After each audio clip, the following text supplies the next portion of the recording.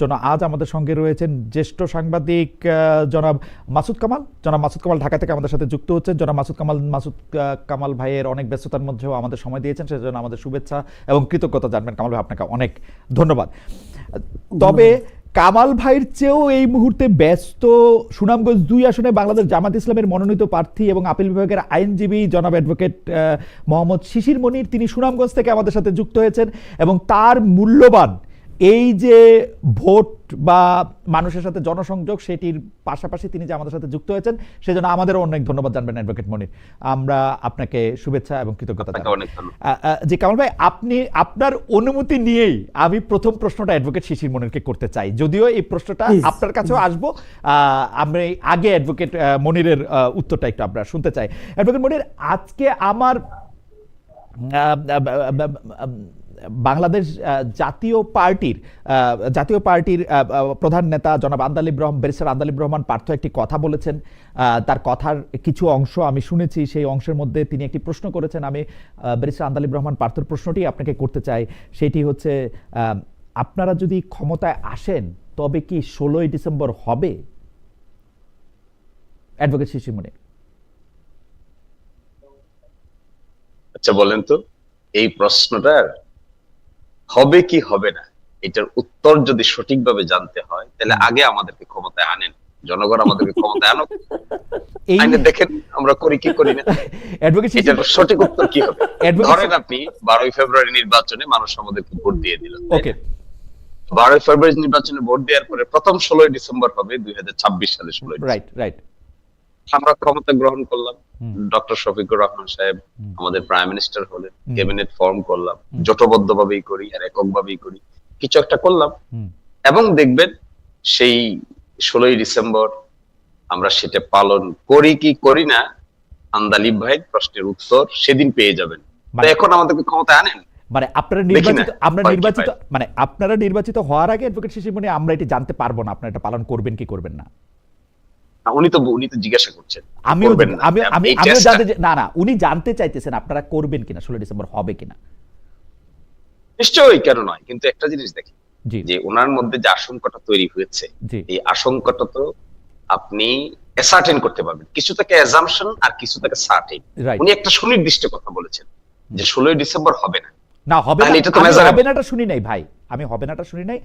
আমি শুনেছি উনি আপনাদের প্রশ্ন করেছেন যে আপনারা নির্বাচনের আগে এটি বলেন যে আপনারা নির্বাচিত হলে সরকারে গেলে 16 ডিসেম্বর হবে কিনা। আমি এরকমই শুনছি। আই মে বি রং, ইদানিং অনেক বিষয় আমি অনেক ভুল হচ্ছে, কিন্তু আমি এইটাই শুনছি। তাকে আন্দালিব রহমান, আমি বলছি যে এই যে একটা ধরেন একটা আশঙ্কা, তাই না, আশঙ্কা ওনার পক্ষ থেকে আমি যদি বলি যে উনি একটা আশঙ্কা প্রকাশ করছেন কোনো ভ্যাগ বিষয়ে না, আশঙ্কা প্রকাশ করছেন উনি একটা সুনির্দিষ্ট দিন তারিখকে কেন্দ্র করে, সুনির্দিষ্ট একটা উদযাপনকে কেন্দ্র করে, তাহলে তার মেজারেবল। আমরা অনেক সময় গ্যাস করে কথা বলি, অ্যানালাইসিস করি, যেগুলো মেজারেবল থাকে না, যেগুলো ইন্ডিকেটর থাকে না, স্পষ্ট ইন্ডিকেটর থাকে না। আমার ভাই আন্দালিব রহমান পার্থ অত্যন্ত জ্ঞানী লোক, স্মার্ট লোক, যিনি যে আশঙ্কাটা প্রকাশ করেছেন, এই আশঙ্কাটা কিন্তু মেজারেবল, অ্যাচিভেবল, সুনির্দিষ্ট ভাবে হ্যাঁ অথবা না উত্তর দেওয়া যাবে। কবে উত্তর দেওয়া যাবে?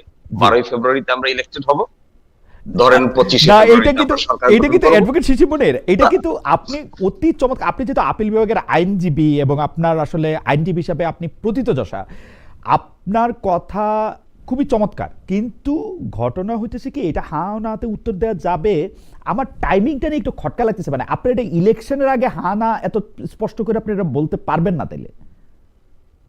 না, ওটা না, আমি বলছি উনি যে আশঙ্কা প্রকাশ করেছেন, এই আশঙ্কাটা আমরা করছি কি করছি না, এটা মেজারেবল। ওকে, ও আচ্ছা, মানে আর সেকেন্ড প্রশ্ন হলো অবশ্যই আমরা করব, অবশ্যই আমরা করব, অবশ্যই আমরা করব, অবশ্যই আমরা করব। আর ওনার আশঙ্কার প্রশ্নের উত্তরটা উনি জানতে চাইলে আমাদেরকে ক্ষমতায় আনতে হবে, তারপরে 16 ডিসেম্বর আমার মনে হয় যে এইবার আমার প্রশ্ন উত্তর আমি পুরোপুরি পাইছি। যে অ্যাডভোকেট শিশির মনির বলতেছেন যে অবশ্যই 16 ডিসেম্বর পালন করবেন, অবশ্যই 16 ডিসেম্বর পালন করবেন, 3বার করে বলেছেন। তবে তার আশঙ্কার জায়গা থেকে যিনি ব্যারিস্টার পার্থকে তিনি আহ্বান জানাচ্ছেন যে যদি নির্বাচিত হয় জামাতে ইসলামী তখন সেটি তো মেজারেবল, সেটি দেখা যাবে, পরিষ্কার উত্তর।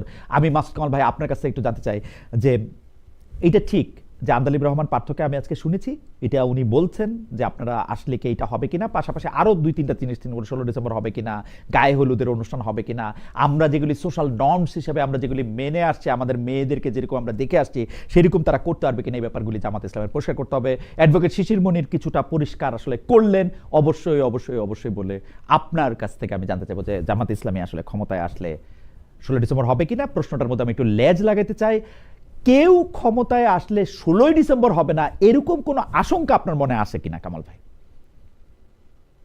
বেশ, দিয়ে শুরু করি। জি, আশঙ্কা না থাকাই উচিত ছিল, কারণ আমাদের ইতিহাসে কতগুলি একদম মানে প্রতিষ্ঠিত সত্য আছে যেগুলো মানে এটা হবে, এটাই স্বতঃসিদ্ধ, এটাই স্বাভাবিক ছিল, কিন্তু সেই স্বাভাবিকতা কিন্তু এখন আর নেই। নেই কেন সেটা আমি বলি। যেমন ধরেন, এই সরকার যখন প্রথম ক্ষমতায় আসলো, মানে এই অন্তর্বর্তীকালীন সরকার, তারপরে তারা একটা 16 ডিসেম্বর পেয়েছিল। পেয়ে তারা প্রথমে কি বললো যে জাতীয় প্যারেডটা আর হবে না, প্যারেড স্কোয়ারে যেটা কুচকাওয়াজ হয় এটা হবে না। কেন হবে না? কেন হবে না? আচ্ছা, এটা হলে কি দেশের বিরাট কোনো পরিবর্তন হয়ে যায়, অর্থনীতির উন্নয়ন হয়ে যায়, মানুষের রোগ শোক ভালো হয়ে যায়? সেরকম তো কিছু হয় না। কিন্তু এটার কি কোনো প্রয়োজনীয়তা নেই? দেশে যারা সাধারণ মানুষ আছে, ছোট ছোট শিশু কিশোর আছে, আমার তো মনে আছে আমি যখন ছোটবেলা, আমি কিন্তু আমার জন্ম কিন্তু পাকিস্তান আমলে, পাকিস্তান আমলে যখন স্কুলে মানে একদম ছোট ছিলাম যখন আর কি, তখন ওই যে ওদের যে 14 আগস্টে যে আপনার স্বাধীনতা দিবস হতো, আমাদের সকালবেলা আমার মা সাজায় গুজে স্কুলে পাঠাইতো, যাই ওখানে আমরা ওই যে দেখতাম যে লাল নীল সবুজ দিয়া ফ্ল্যাগ উড়ানো হতো, আমরা কিন্তু ওটা এনজয় করতাম। যখন বাংলাদেশ স্বাধীন হলো, আমরা কিন্তু 26শে মার্চে ওটা করছি, তখন আমি স্কুলেই পড়ি, আমি তখন এগুলি দেখেছি। তো এখন বিষয়টা হলো কি, এগুলি কিন্তু একটা সামাজিক একটা প্রভাব আছে, তারা গতবার করেনি, ঠিক আছে, ভাবলাম প্রথম প্রথম আসছে করেনি, অর্থনৈতিক ভাবে তারা অনেক কিছু এই চিন্তা ভাবনা করতেছে, খরচ বাড়াবে কেন, করে নাই, ভালো কথা। কিন্তু খরচ যে কেমন বাড়াইছে না কমাইছে এটা তো গত এক বছর আমাদের কিন্তু কামাল ভাই 26শে মার্চ, এবার করলো না, 26শে মার্চ তো করছে। আমি 26শে মার্চ আলোচনা করেছি না, আমি 16 ডিসেম্বর আলোচনা করেছি। মানে এইটা কি এরকম যে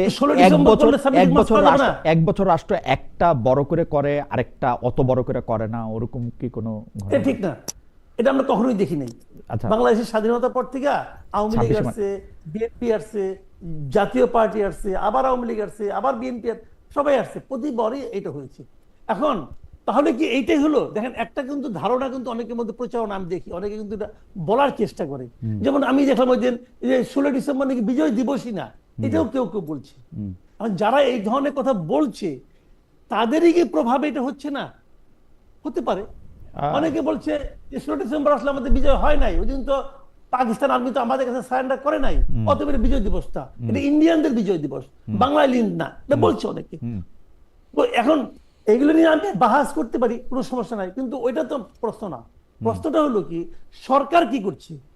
সরকার কিন্তু এবছরও পালন করছে না, এবং কেন করছে না তার কোনো ব্যাখ্যাও কিন্তু সরকার দিচ্ছে। সরকার মনে অত বেশি কনভিন্স না যে 16 ডিসেম্বরে আসলে বিজয় দিবস হিসেবে পালন করা উচিত, এরকম মনে হইতেছে। কারণ যেহেতু তর্কটা আছে, মুক্তিযোদ্ধাদের মধ্যে থেকে কেউ কেউ তর্ক চলছে। বলি দেখেন, জি, যে এটা মানে সরকার আছে ক্ষমতায়, জি, তারা কনভিন্স না, রাইট। এখন যদি সরকার কনভিন্স না হয় তো যে কোনো পলিটিক্যাল পার্টিও কনভিন্স না হতে পারে, রাইট। সেই জন্য আমার কিন্তু অনেস্ট কোয়েরি ছিল যে জামায়াতে ইসলামী কনভিন্স কিনা যে 16 ডিসেম্বর বিজয় দিবস না। তো উনি বললেন যে অবশ্যই অবশ্যই অবশ্যই পালন করবেন, রাইট। অবশ্যই করবে, হ্যাঁ। কিন্তু সরকারের মধ্যে জামায়াতে ইসলামের মধ্যে যে ঝামেলা নাই, সেই ঝামেলা আমি সরকারের মধ্যে দেখি, এটা ইন্টারেস্টিং। কিন্তু দেখি এটাই তো আপত্তিকর এবং হতাশাজনক। জি, মানে এই সরকার যে আসলে ওই সরকার যে একটা কথা বলছে না, রিসেট বাটন টিপা দিছে, এখন রিসেট বাটন তো টিপছেন, এখন কোত্থেকে আবার শুরু হবে? এখন ওনারা কি 47 থেকে শুরু করতে চান, নাকি আরো আগে থেকে, নাকি পলাশী যুদ্ধ থেকে শুরু করতে চান? এটা বুঝতে পারছি। আচ্ছা, ক্লিয়ার না আমার মনে হয় যে কামাল ভাই, আমরা এই প্রসঙ্গটা ক্লিয়ার। আমরা যেহেতু অনেকগুলি বিষয় নিয়ে কথা বলবো, আমরা একটু দর্শকদের মতামত একটু আপনাকে শোনাতে চাই। একজন দর্শক আপনাকে প্রশ্ন করেছেন, আরেকজন দর্শক শিশির, অনেকেই প্রশ্ন করেছেন, আমি দুটো প্রশ্ন বাছাই করেছি। একটা দর্শক প্রশ্ন করেছেন যে আপনি ইন্ডিয়া কেন গিয়েছিলেন কামাল ভাই, যদি ছোট করে বলতেন। আচ্ছা, ইন্ডিয়া কি আমাদের কোনো নিষিদ্ধ জায়গা নাকি? ভিসা বলে দেয় না ইন্ডিয়া, ইন্ডিয়া বলে ইন্ডিয়ান লোকদের ছাড়া কাউরে ভিসা দেয় না, মানে ইন্ডিয়ার প্রিয় লোকদের ছাড়া। কেন যাও? অসুস্থ লোক প্রচুর যাচ্ছে। আমি যখন ইন্ডিয়া যখন আসলাম, বাংলাদেশ বিমানে আসছে, সেই বিমানে আমি দেখলাম যে পেছনের 3 জন লোক ছাড়া সমস্ত সিট ভর্তি, এবং তারা সবাই বাঙালি। হ্যাঁ। তো সমস্যাটা কি হয়েছে? আচ্ছা। এত লোক গেছে না। আচ্ছা, এখন আমি কথাটা বলি, এই জিনিসটা হলো ইন্ডিয়া গিয়েছে, আমি বলি আপনাদের, বলার কোনো সমস্যা তো নাই। হ্যাঁ। আমার ছেলে দার্জিলিং এ পড়ে। হ্যাঁ, আমার ওকে। ছেলে, হ্যাঁ, আপনি প্রশ্ন করবেন আপনার ছেলে দার্জিলিং এ পড়ে কেন, সেটাও বলি, সেটাও বলি না ভাই। এখন সমস্যা হচ্ছে কি, আমি যখন আজকে রাতে বেলা একটু বাথরুমে যাবো, তখন প্রশ্ন করবেন আপনি বাথরুমে যাচ্ছেন কেন, কারণ আপনি প্রশ্ন শেষ নাই। কারণ আপনি পাবলিক পারসন ভাই, আপনি জনপ্রিয় আচ্ছা, ঠিক লোক, আছে, আমি বলছি। আপনি আমার ছেলে কেন দার্জিলিং বসে আমি বলি আপনাকে। জি। আমরা স্বামী স্ত্রী দুইজনেই চাকরি করি। জি। আমি এই ছেলেটাকে কার কাছে বাসায় রেখে যাব, কি করবো না করবো, এটা নিয়ে আমাদের একটা টেনশন ছিল, এবং সেজন্য আমি কম খরচে, আমার এখানে যে খরচটা হতো এর চেয়েও কম খরচে, অথবা এরকম খরচে আমি এমন একটা নিরাপদ জায়গা খুঁজতেছিলাম। আজকে থেকে 3 বছর আগে আমার ছেলেকে আমি দার্জিলিং এ পড়তে পাঠিয়েছি, তার আরো 1 বছর আছে। ওকে। এখন এমন একটা পর্যায়ে সে আছে, এখন যদি ইন্ডিয়া সে আমার যুদ্ধও লাগে, তাও কিন্তু আমার জন্য খুব একটা জটিল অবস্থা হয়েছে। রাইট তো রাইট রাইট। তাকে আনতে গিয়েছিলাম ভাই। Okay. আচ্ছা, শুনেন, তার পরীক্ষা শেষ, আরো বলি না, শেষ করি তাহলে বুঝবেন। হ্যাঁ। আরেকটু বলি। তো ওখানে গিয়েছিলাম, আমরা স্বামী স্ত্রী দুইজনেই গিয়েছিলাম। দুইজনে যাওয়ার পর আমার স্ত্রী বললো যে উনি একটু আজমির শরীফে যেতে চান। হ্যাঁ। তো আমি বললাম ঠিক আছে, চলো যে আজমির শরীফ, জয়পুরে গেলাম। আজমির থেকে যখন আমরা ফিরবো, ফেরার সময় দেখলাম যে প্লেনে দিল্লি থেকে ঢাকার যে ভাড়া, কলকাতার চেয়ে ঢাকার ভাড়া তার চেয়ে বেশি। আমি বললাম তাহলে চলো কম ভাড়ায় দিল্লিতেই যাই। ওকে। তো দিল্লি থেকে আমরা পরে প্লেনে, আমার মনে হয় যে খুবই পরিষ্কার আজকে অনেকগুলি গুরুত্বপূর্ণ ব্যাপার আছে। আমার একটা ছবি তো দিয়েছে, জি। আমাকে ছবি দিয়েছে। দিল্লি যাওয়ার পর আমার স্ত্রী বললো জি। যে আমি একটু জামা মসজিদটা দেখতে চাই। জি। আমি চলো নিয়ে যাই। ওখানে যাওয়ার পর সে ইউটিউবে আপনার চ্যাট জিপিটি দেখছে, এখানে নাকি করিমের একটা হোটেল আছে। Right right right. করিমের হোটেলে খাওয়া দাওয়ার পরে আমি ওখানে দাঁড়িয়েছিলাম, আমার মুখে একটা টুথপিক ছিল ভাই। আমার ছেলে আমাকে দেখাচ্ছে, বাবা দেখো এই ছবিটা কেমন হয়েছে। ওটা দেখতে গেছি, টুথপিকটা মুখে ছিল। এখন আমি ললিপপ খাচ্ছি, আবার কেউ বলছে আমি সিগারেট খাচ্ছি। ভাই জীবনে সিগারেট খাই নাই। আমার মনে হয় যে কামাল ভাই পরিষ্কার। আমাদের শিশির মনির ভাইয়ের জন্য আমাদের একটা প্রশ্ন আছে, দর্শকদের প্রশ্ন। শিশির মনির ভাই, আমরা মূল প্রশ্ন যাওয়ার আগে আপনি যদি অ্যাড্রেস করেন। জনাব শিশির মনির আমাদের ধর্ম নিয়ে অবমাননাকার বক্তব্য দিয়েছে, এহেন হীন কাজের জন্য তিনি জাতির কাছে ক্ষমা চাইবেন কিনা জিজ্ঞেস করুন। অনেকগুলি দর্শক একই প্রশ্ন বারবার করতেছেন। আমি একটু বলে রাখি, আমি জনাব শিশির মনিরের এই বক্তব্য শুনেছি, যদি এটা রোজা এবং পূজা নিয়ে হয়ে থাকে আমি তার বক্তব্যে আপত্তিকর কোনো কিছু পাই নাই। জনাব শিশির মনির, আপনি যদি অ্যাড্রেস করেন দর্শকের প্রশ্ন। এগুলো আরো আগেও আমি অ্যাড্রেস করেছি। জি। আসলে এটি কোনো ধর্মীয় অবমাননার প্রশ্ন, এটি আসলে সম্প্রীতির প্রশ্ন। রাইট। আমার যেখানে বাড়ি, এটি দিরাইশাল্লা, এখানে আবহমান কাল থেকে সাম্প্রদায়িক সম্প্রীতির উজ্জ্বল উদাহরণ বিরাজমান। এখানে পাশেই আছে মসজিদ, একটু পাশেই আছে মন্দির। যে যার ধর্ম পালন করে, কেউ কাউকে এখানে বিরক্তও করে না, হস্তক্ষেপও করে না। ওকে। মূলত এই উদাহরণটি ছিল সেই সম্প্রীতি বোঝানোরই একটি বাস্তব নমুনা।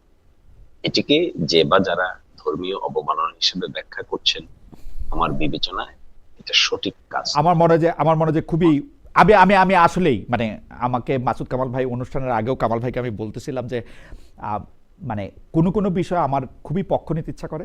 এইটার ক্ষেত্রে আমি একদমই বলি যে জনাব শিশিরমণি যেটি বলছেন সেটি আমার কাছে অসাধারণ সম্প্রীতিমূলক একটা কথা মনে হয়েছে, এবং যারা এইটিকে টুইস্ট করছেন তাদের জন্য আমার নিন্দাটা আমি একটু জানায় রাখলাম। যাই হোক, আমি অ্যাডভোকেট শিশিরমণির কাছে আমার প্রশ্নটা একটু রাখি যে নির্বাচন কমিশন যে তফসিল ঘোষণা করেছে সেটা লেভেল প্লেইং ফিল্ড হলো কিনা, আপনার কাছ থেকে প্রশ্নের উত্তরটি জেনে আমি আবার কামাল ভাইয়ের কাছে যাব। এইটা নিয়ে নির্বাচন কমিশন তফসিল ঘোষণা করেছে, নির্বাচনের ডেট ঘোষণা করেছে, লেভেল প্লেইং ফিল্ড হয়েছে কিনা, অনেকগুলি বিষয়ে জামাত ইসলামের অনেকগুলি আপত্তি ছিল। দেখুন, আজকে তফসিল ঘোষণা হয়েছে, আমি এলাকা থেকেই তফসিল মনোযোগ দিয়ে শুনলাম, প্রধান নির্বাচন কমিশনারের যে বক্তব্যটা শুনলাম, আর আমরা তো ফিল্ডেও আছি। তো মনে হচ্ছে খুব অল্প সময়ের ভিতরে ওসিদেরকে চেঞ্জ করা হয়েছে, ইউএনওদেরকে চেঞ্জ করা হয়েছে, ডিসি কে চেঞ্জ করা হয়েছে, এসপি কেও চেঞ্জ করা হয়েছে লটারির মাধ্যমে। তো আমার ব্যক্তিগত অভিজ্ঞতা বলবো, আমার এলাকার কথা আমি বলি, আমার এলাকায় আমি দেখতে পাচ্ছি যে প্রশাসনের উপরে রাজনৈতিক দলগুলোর যে খবরদারি থাকে বা এক ধরনের ইনফ্লুয়েন্স থাকে, ছত্রচ্ছায়া থাকে, আপাতত আমি এটা এখানে দেখতে পাচ্ছি না। ওকে। আরেকটা জিনিস আমি এখানে বলতে চাই, এইবারকার আমার এলাকায় হাওর রক্ষা বাঁধ নামে কতগুলো বাঁধ সরকার অ্যালট করে, যেখানে রাজনৈতিক দলের সদস্যদের সমন্বয়ে কমিটি গঠিত হয়, প্রশাসন এবং রিপ্রেজেন্টেটিভ আকারে গঠিত। হুম, এইবার আমাদের এখানে জেলা প্রশাসকের পক্ষ থেকেই এই কমিটিগুলোতে কোন রাজনৈতিক দলের কোন সদস্যকেই কমিটিতে রাখা হয়নি। ওকে, আমরা নিজেরাও প্রস্তাব করেছিলাম যে একটা নিউট্রালিটি মেনটেন করার জন্য হুম, প্রশাসন একটা দূরত্ব মেনটেন করা দরকার, হুম। সকল রাজনৈতিক দলগুলোর সাথে একটা ওকে, দূরত্ব মেনটেন করা দরকার। অ্যাডভোকেট শিশিমণি, আমি কিন্তু জানতে পারি যে আপনাদের জামায়াতের অন্য নেতাদের আমরা দেখতেছি যে প্রশাসনকে কুক্ষিগত করতে চাইতেছেন, প্রশাসনকে বলতেছেন আমাদের কথাই শুনতে হবে। আপনার ক্ষেত্রে আবার আমরা দেখতে পাচ্ছি যে আপনি নিরপেক্ষতা চাইতেছেন। এটা কি এক এক জায়গায় এক এক রকম, নাকি এটা মানে জামাত ইসলামের কোনো স্ট্যান্ড না, এটা মানে যিনি প্রার্থী তার স্ট্যান্ড, তাই না? মোটেও না, মোটেও না। জামাত ইসলামীর কোন স্ট্যান্ড না। যে ব্যক্তি এটা বলেছিলেন সাথে সাথে জামাত পক্ষ থেকে বিবৃতি দেওয়া হয়েছে হুম, এবং তাকে শোকজ করা হয়েছে। হুম। তিনি তার জবাবটা অফিসিয়ালি দিয়েছেন কিনা আমি জানি না, ঢাকায় দেন গেলে নাই আমি দেখি নাই, দেন নাই মনে হয়। তো আমি যেটা বলছি এটা কখনোই জামাত ইসলামীর কোন সেন্ট্রাল স্ট্যান্ড হতে পারে না যে একটা নির্বাচনকে ইনফ্লুয়েন্স করার জন্য হুম। প্রশাসনকে ব্যবহার করতে হবে এই মর্মে ইনস্ট্রাকশন। তাহলে তো জামাত ইসলামীর আর কোনো নৈতিক ভিত্তিই থাকবে না। ওকে, ফলে আমি মনে করি এটা একান্তই ব্যক্তিগত ব্যাপার। এ ব্যাপারে যে শোকজ করা হয়েছে আমি হয়তো সেন্ট্রালের সঙ্গে কথা বলে জানতে পারবো পরবর্তী জি। পদক্ষেপ। কিন্তু আমি ব্যক্তিগতভাবে এটাকে সাবস্ক্রাইব করি না, আগেও করিনি, এখনো করি না, ভবিষ্যতেও আমি কখনো কামাল এই ভাই, ধরনের সাবস্ক্রিপশন। কামাল ভাই, আপনার কাছে কি মনে হয় লেভেল প্লেইং ফিল্ড কি হয়েছে কিনা? জনাব শিশিমণি তার এলাকার কথা বললেন, আপনি পুরো বাংলাদেশটা যে খেয়াল করেন, এটার ক্ষেত্রে আপনি লেভেল প্লেইং ফিল্ড দেখেন কিনা? যে একটা দেখেন, একটা জিনিস হলো কি, লেভেল প্লেইং ফিল্ডে অনেক বড় একটা কথা, কিন্তু হুম, হুম, বড় কথা কিভাবে যে বিএনপির পক্ষ থেকে কিন্তু এর মধ্যে আমরা অভিযোগ পেয়েছি, জামাতের পক্ষ থেকে অভিযোগ পেয়েছি ডিসি নিয়োগের সময়। হুম, ডিসি নিয়োগের সময় কেউ কেউ বলছে এটা জামাতের ডিসি, কেউ বলছে এটা বিএনপি ডিসি, এরকম বলা বলি কিন্তু হয়েছে। এবং এটা যখন নির্বাচনে যখন কেউ হেরে যাবে, উনি কিন্তু বলবেন যে আমি নির্বাচনে হেরেছি কারণ ওই পক্ষে ডিসি ছিল, সে এটাকে মেকানিজম করছে, হুম, এটা কিন্তু বলবে ভাই। হুম, তা আমি মনে করি এই যে ডিসি চেঞ্জ করছে, তারপরে এসপি চেঞ্জ করছে, ওসি চেঞ্জ করছে, এই চেঞ্জ যেগুলো করছে, লটারি করে করছে, অনেক কিছু করছে, কিন্তু কেন করছে? হুম, তার চেয়ে বড় কথা কে করছে, হুম, কেন করছে? মানে তারা যাদের নাকি পক্ষপাত দুষ্ট না হয় এই জন্য করছে, এই লক্ষ্য নিতে করছে। কে করছে? এই অন্তর্বর্তীকালীন সরকার করছে, হুম। করছে তো। হুম। আজকে তফসিল ঘোষণা করা হলো, হুম। এখন পুরো জিনিসটা কার দায়িত্বে? নির্বাচন কমিশনের ইলেকশন দায়িত্বে। কমিশনের দায়িত্বে। Right. আচ্ছা ফাইন, যদি পরবর্তী সময়ে এটা নিয়ে কোনো প্রশ্ন ওঠে, দায়টা কার উপর চাপবে? নির্বাচন কমিশনের উপর চাপবে, কিন্তু যে তুমি ঠিক মতো নির্বাচনটা করতে পারো নাই। কাজে আমি নির্বাচন কমিশনকে পরামর্শ দিব যে নির্বাচন কমিশনের উচিত হবে সবগুলি ডিসি আবার চেঞ্জ করা।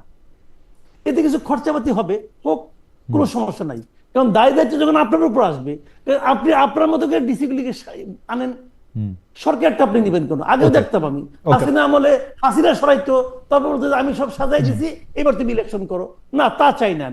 আমি বলতে চাচ্ছি ইলেকশন কমিশন উচিত হবে নিজের মতো করে সমস্ত প্রশাসনকে আবার রিঅর্গানাইজ করুক, করলে পরে এককভাবে ইলেকশন কমিশনের দায় দায়িত্ব দেবে প্রশংসার অথবা নিন্দার। কামাল ভাই, আপনার কাছে তো এখন আর ইলেকশন নিয়ে কোনো সংশয় নাই, মানে লেভেল প্লেইং ফিল্ডটা নিয়ে আপনি একটা সাজেশন দিলেন।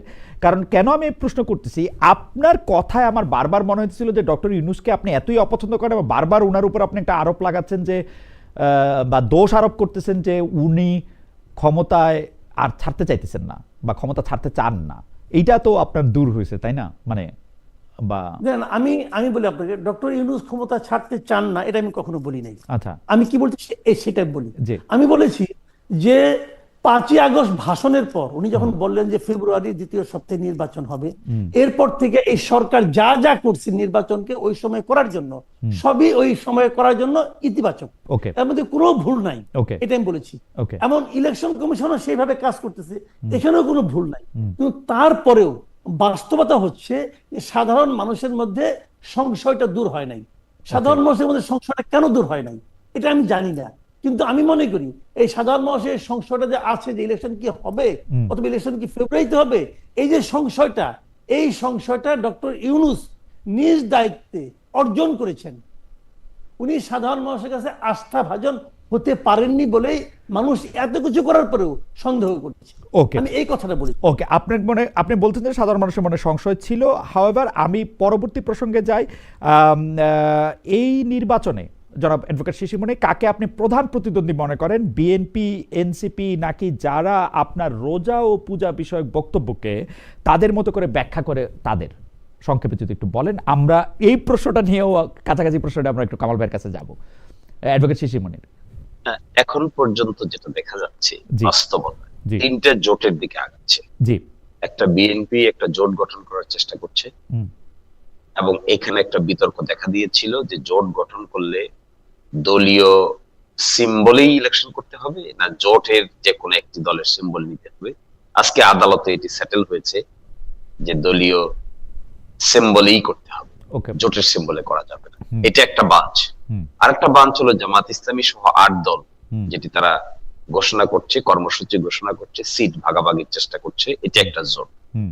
আরেকটা জোট মাঝখানে এনসিপি সহ আরো 2-3টি দল নিয়ে আরেকটা জোট হয়েছে। হুম। রুট লেভেলে ঘোরাঘুরি করার অভিজ্ঞতা আমার হয়েছে, বিশেষ করে সিলেটের 19টি আসনে হুম। সম্পর্কে আমি যতটুকু আইডিয়া নিয়েছি, প্রাথমিকভাবে মনে করা হচ্ছে বিএনপি নেতৃত্বাধীন জোট এবং জামাত সহ বাকিদের যে জোট গঠিত হতে যাচ্ছে বলে সকলেই অনুধাবন করছেন, হুম। এই ক্ষেত্রেই মূল প্রতিদ্বন্দ্বিতা হতে মানে পারে বিএনপি ভার্সেস জামাত, প্র্যাকটিক্যাল ফিল্ডে। বিএনপি ভার্সেস জামাত। প্র্যাকটিক্যাল ফিল্ডে তাই মনে হচ্ছে। জোট, আমি পার্টিকুলার দল বলছি না, আচ্ছা, আচ্ছা। যেটা জোট হচ্ছে বিএনপি এটি জোট, জোট। বিএনপি জোট আর জামাত জোট। বিএনপির জোটটা নিয়ে অবশ্য শনিবার দিন বৈঠকের কথা বলা হয়েছে, সেই জোটটা কি হবে আমি জানি না। একটু কামাল ভাইয়ের কাছে যাই, নির্বাচনের মূল লড়াই কাদের কাদের মধ্যে হবে বলে আপনি মনে করেন কামাল ভাই? মূল লড়াই হবে জামাতে ইসলামী এবং বিএনপির মধ্যে, এটা হলো মূল লড়াই। কিন্তু এটা বোঝাই যাচ্ছে, কারণ আর তো কেউ নাই রে ভাই, হুম। 3 নম্বর তো কেউ নাই। দুইজনই দলই দুইটা এখানে আপাতত, যেহেতু আওয়ামী লীগ নাই, আওয়ামী লীগ অনুপস্থিত, আওয়ামী লীগের অনুপস্থিতি এই দুইটার মধ্যে লড়াই হবে। আরেকটা কথা আছে এখানে, আরেকটু বলে রাখি, সেটা হলো কি, যদি জাতীয় পার্টি ইলেকশন করতে পারে শেষ পর্যন্ত, এখনো মনে হচ্ছে যে 80% সম্ভাবনা আছে তারা পারবে। কিন্তু আবার একটু ভয় আছে, ভয় মানে কি একটু দ্বিধা আছে এই কারণে, সেটা হলো যে তারা আবার ইলেকশন করতে গেলে মবের শিকার হবে কিনা, এটা নিয়ে আমার একটু দ্বিধা সংশয় আছে। ওকে। যদি তারা মবের শিকার না হয়, যদি তারা স্মুথলি ইলেকশনের নমিনেশন সাবমিট করতে পারে এবং নির্বাচনে প্রচার চালাতে পারে, তাহলে কিন্তু বিএনপির সঙ্গে জামাতে ইসলামের এইটা প্রতিদ্বন্দ্বিতা অতটা তীব্র নাও হতে পারে। সেক্ষেত্রে জামাত একটা কিন্তু মানে ঝামেলা পড়ে যাবে এই জাতীয় পার্টিকে নিয়ে, এটা আমার ধারণা। ওকে। কারণ কারণ আপনি যাই বলেন না কেন, আমি আরেকটু বলি, জি। সেটা হলো কি জানেন, আসলে আমরা বলি আর না বলি, এই ইলেকশনে কিন্তু মূল ফ্যাক্টর হয়ে দাঁড়াবে সামনে আওয়ামী লীগ। আওয়ামী লীগ নির্বাচনে থাকবে না, ব্যালটেও আওয়ামী লীগের কোনো মার্কা থাকবে না, কিন্তু আওয়ামী লীগ নির্ধারণ করবে আগামী নির্বাচনটা কেমন হবে না হবে।